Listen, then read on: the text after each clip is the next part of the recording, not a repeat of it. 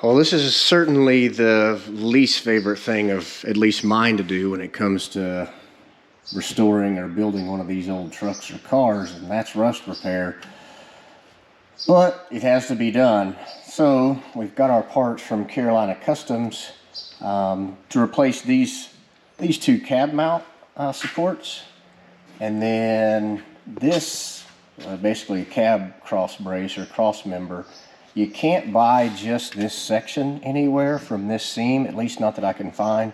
I did see that entire piece available for about $300 plus shipping, so we're just going to fabricate up a piece to replace this because it's actually really solid right up until about this point. So we can just kind of build our own support here, and we're going to have to obviously weld in a piece on that floorboard, which is not that big a deal since it's a flat section. Now there's lots of ways to skin a cat here. Typically what you would do is drill out all of the spot welds and then air hammer the old support completely off and out of your way. Drill it here as well. I kind of liked having the support here still when we're finished because this metal is, 60 years old and I don't want to just weld to it. So the plan is to just cut off where this lip comes up from this base and then weld these in place. Now, Carolina Customs has marked these left and right because if you look, they kind of angle this way and this way, but those don't angle near as much as we need them to, because if we put it square on the back side, it still misses that quite a bit, and they're shorter, so you don't want to cut that entire thing off anyway. We'll also fab up a little support here from this lower front cab corner. We've got our tools laid out: a cut-off wheel, grinding disc, flapper disc, safety equipment, angle grinder, and then some cleanup disc. I like these twist lock style sanding discs. They're really easy to just change out on this mandrel really quickly. They're just kind of hard to find in bulk. And then from Carolina Customs also, this is our cab mount kit, so we'll have this bolt size to kind of know how big a hole we need to drill into our new cab supports. So the least favorite part is about to begin.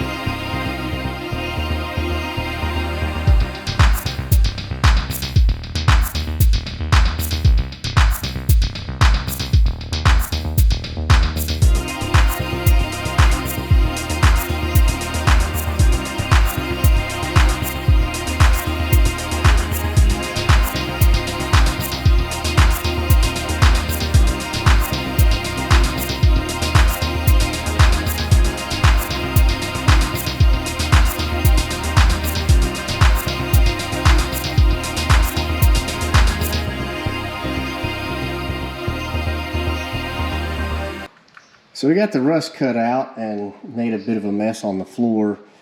So I went ahead and sprayed some Steelit on there, which basically, if you haven't heard of it yet, it's been around a minute. Now they have black available, but basically it's full of stainless steel, so you can spray paint it. They also offer it in a spray gun type option. You can spray it on and you can weld through it. So it's kind of a good way to protect it and still be able to weld, because once I weld that reinforcement on there, I won't be able to paint inside. But I don't necessarily want to use regular paint because it may prevent me from welding along these lines correctly or whenever I weld into the spots. So I like it. We're going to try that, and time to drill some holes in this guy. I kind of had to cut some reliefs out of this as well to sort of straddle this feature in the floor pan. Otherwise it kind of wanted to teeter on it, so that's really not a big deal. I'll drill holes out there so I can spot weld it around, and reached through and marked it with a Sharpie, so I'll drill that hole as well. Then we'll be ready to do some welding.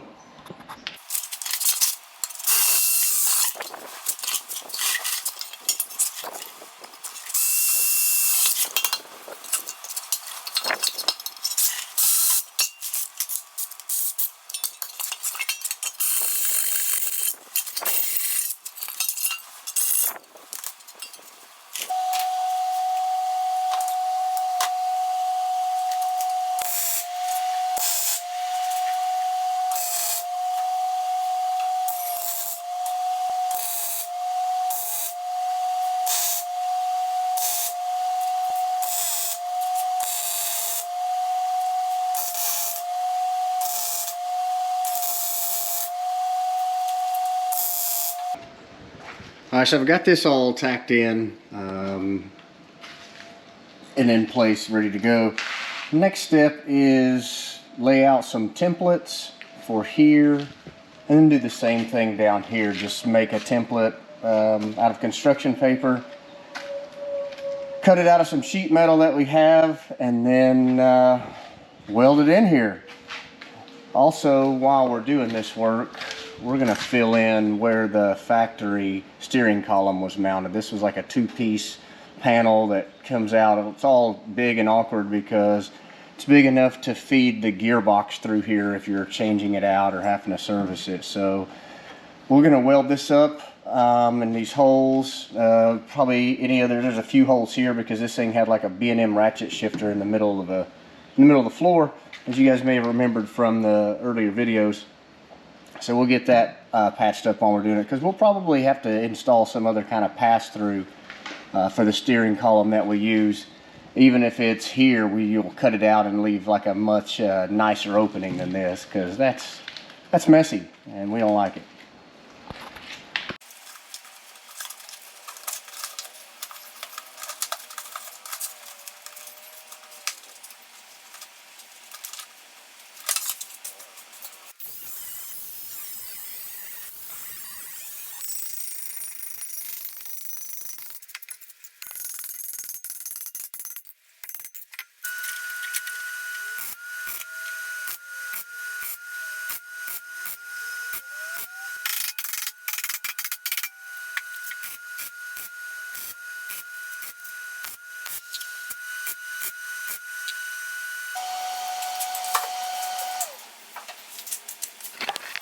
That's all stitched in, and if you've seen better welds than this, then you've seen someone who welds better than me. I did leave a little gap right here on purpose. That's drainage, because the water comes in from the cowl and it runs down in this panel, and then it has to have somewhere to drain out there, and leaving this will allow that to drain. And also this area right here can drain out, because you don't want to seal that up, otherwise it just holds water like these cab corners do, and then they rust out. So that patch panel's done. Time to move on to this one.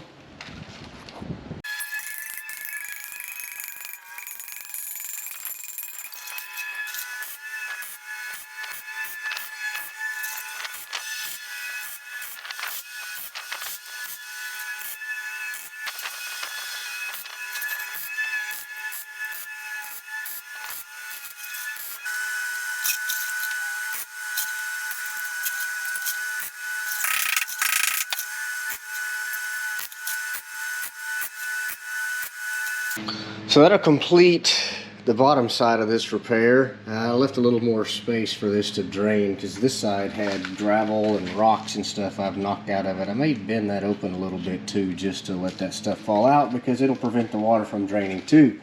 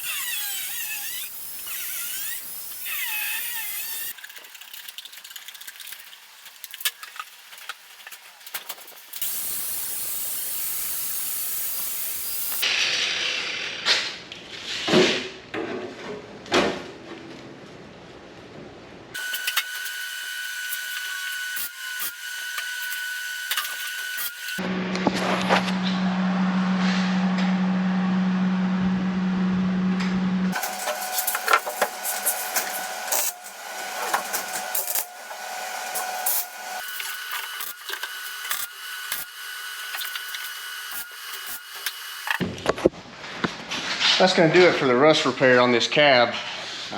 So we just went ahead and I tacked this plate a few times on the outside, and then I tacked it in all the screw holes on the inside, and that'll all get textured. So that should do it. The little sandblasting and that Raptor liner makes it look like a brand new one underneath. This is my least favorite thing to do on any build, so I may have been procrastinating on it. Maybe not, I don't know. But it's done now, so we can do a cleanup and put this thing back on its bottom, and then we'll start smoothing the firewall, which I'm not excited about. But at least it's not rust repair and won't leave a mess like this in my floor. So that's all for now. Thanks for watching, y'all. We'll see you in the next one.